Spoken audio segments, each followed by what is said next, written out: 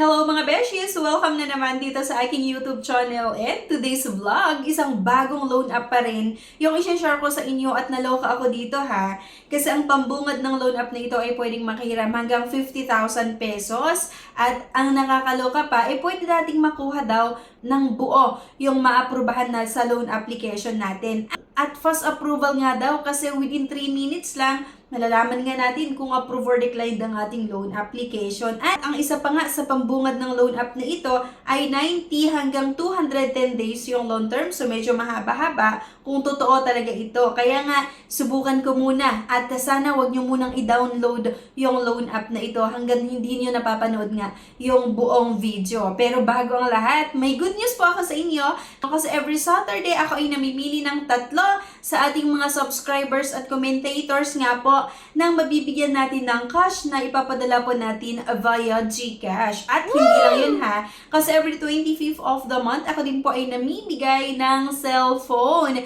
At para nga po makasali dito, ang kailangan mo lang gawin ay panoorin yung buong video na ito, i-comment kung ano yung napanood mo, i-likes yung ating video at syempre, huwag mong kalimutan na mag-subscribe nga para maging updated ka sa announcement ng ating pag-giveaways at syempre sa mga ibang videos na i-upload natin. Okay, so let's get back to the topic. Ito na nga, ang i-share ko na naman sa inyo ay itong PXT Loan Online na loan. So ayan, bahala na kayo kung paano nyo ito basahin. Para nga makapagsimula tayo dito, kailangan lang po natin syempre na i-download itong app nila. So na-download ko ito sa Google Play Store and may mga gusto na ng mga i-access sa ating cellphone. Pare-pareho lang naman talaga yung mga loan app like yung SMS, yung camera, yung device, at yung mga contact details. Ayan. At ito yung sinasabi ko kanina ha, na hanggang 50,000 pesos nga lang daw yung pwede nating mautang. At no extra fees daw, no extra fees. Get the full amount as fast as 3 minuto, diba? So, parang kung ito yung makikita mo, itong pambungad nila, parang okay siya utangan. Pero, ayun nga, sana mapanood nyo yung buong video na ito bago nyo subukan. At ito ha, may large loan pa daw na hanggang 100,000 pesos. So, dalawa daw yung pwede nating applyan. Either yung credit loan na 50,000 pesos at large loan na hanggang 100,000 pesos or 100,000 pesos. So, para nga tayo ay makautang dito, kailangan syempre natin ilagay yung ating mobile number at ayan, mag-create ng password or mag-sign up. So ayan, meron tayong matatanggap na one-time password na kailangan lang po nating ma-input dito. So ayan yan sa akin na may natanggap ako na one-time password nga na sinend nila nga dito sa aking mobile number. Ilalagay nga lang po natin dyan. Mag-create nga lang po tayo ng password. Please lang panoorin niyo yung buong video na ito bago niyo subukan. Ayan nga, so apply now, allow people to make and manage phone calls. Ayan, kailangan natin sagutan itong personal information. So, mamimili nga lang po tayo dito kung ano yung ilalagay po natin. Personal daily consumption, family daily consumption, digital product consumption, yung educational background, yung marital status, at yung number of children. And then, syempre, yung exact address natin. Yung province, yung city or municipality, ganyan. At ilalagay mo yung detailed address pa rin. Okay? At syempre, yung barangay, kailangan daw natin mailagay dyan. So, next nga dito ay yung residential ownership and then contact information na agad. So, dito nga, kailangan daw natin ilagay yung ating email address, yung Facebook or Messenger link, yung Viber phone number, yung backup phone number. Pero optional naman ito, so okay lang na wala tayong mailalagay dito sa backup phone number. So next nga agad-agad, itong job information. So itong job information, dito nga tayo sa emergency contact or personal references. So dito nga ilalagay nga lang natin yung pangalan, yung phone number, at yung relation nyo, kaano-ano nyo, yung nilagay nyo nga dito. So like for example sa akin, father, next, personal references, contact to, ayan, pangalan na naman. So, by the way, itong mga nilalagay ko pala ng infos dito ay hindi talaga yung totoong informasyon ko or hindi ko talaga number or hindi ko kilala yung mga number na ito. Gawa-gawa ko lang para maipakita nga lang sa inyo yung paano yung pag-apply dito. And right after naman nga ay binabalik ko or binabalikan ko talaga. Then nilalagay ko yung tamang infos ko kasi nga hindi tayo makakapag-apply talaga pag mali-mali yung mga nilagay natin na informasyon dito or hindi magkakatugma yung na-upload nyo sa ID at yung mga nilalagay nyo na info. May pa-additional contact person pa. Name naman, phone number at kung kaano-ano mo yung nilagay mo nga dyan. So, continue nga lang natin ito And here nga, kailangan natin na makapag-upload ng isang valid government ID at meron pang itong facial recognition. So after non-certification, nasagutan nga natin yung basic information and identity authentication. Submitted successfully, your loan application has been submitted. Tips or comment for accelerated review. Diba? Nakakaloka. Magpapa-comment, hindi pa nga na-approvean yung loan application ko. So dito nga, under review, yung status ng aking loan application. And please wait patiently.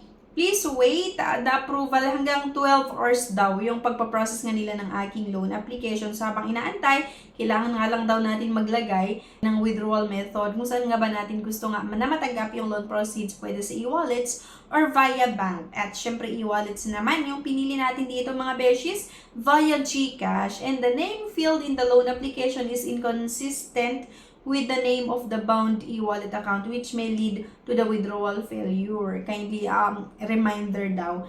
Okay? So pagkatapos nga natin ito mga beshies na i-bind yung aking na i-attach or ilagay yung aking GCash account number, ito na nga, babalikan ulit natin itong app na ito, ano nga bang nangyari sa status ng aking loan application. Kaya lang, wala pa rin talaga under review at sabi nga kasi, dito sa pinakadulo ng loan application ko na hanggang 12 hours daw yung pag-process nila ng aking loan application. Pero di ba doon sa pagbungad nila hanggang 3 minutes ay magkakaroon ng approval nga or yun ang status ng aking loan application. Pero sa dulo pala hanggang 12 hours. At noong sinek ko nga ito mga beshes, yung mga iba't ibang reviews sa kanilang app sa Google Play Store ay marami din talaga yung mangungutang dito na hindi maganda yung kanilang naging review sa app na ito. Kaya, para sa akin na naman, hindi siya magandang utangan at marami nga yung point dito.